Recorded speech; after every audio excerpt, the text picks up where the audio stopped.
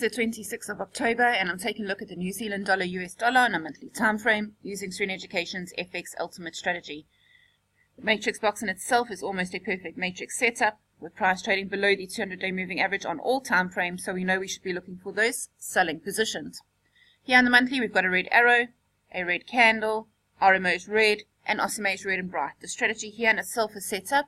The current monthly candle is trading very much lower than that previous month's close, below the monthly central pivot and below those three moving averages. So if we drop down now onto the weekly, here we've got a red arrow, red candle, RMO's red, and OSMA is just blue and bright. So the strategy is not set up. We have seen price pull back and then continue. We're starting to see a pattern here. Breakout, pull back, breakout, pull back, breakout, pull back, breakout, pull back, breakout, pull back. And now what we're going to be looking for is a breakout back to the downside. The current weekly candle in itself trading very much lower than that previous week's close. In fact, engulfing that previous week's trading range and trading below the monthly central pivots and three moving averages trading in numerical order. Dropping down onto the daily, here we've got a red arrow, red candle, RMO's red, OSMA red and bright. The strategy in itself is starting to set up. Daily traders might be waiting for that daily confirmation close below the monthly S1 for the strategy to remain set up and then look to target the monthly S2 going forwards.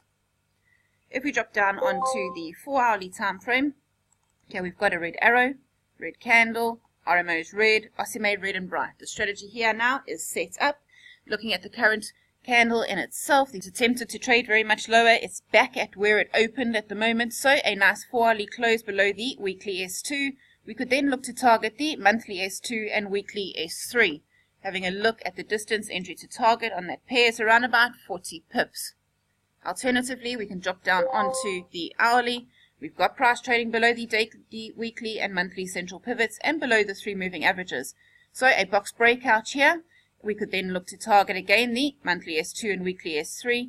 We've got a red arrow, red candle, RMO's red, OSMA red and bright. The strategy is set up, so all we're needing is that breakout.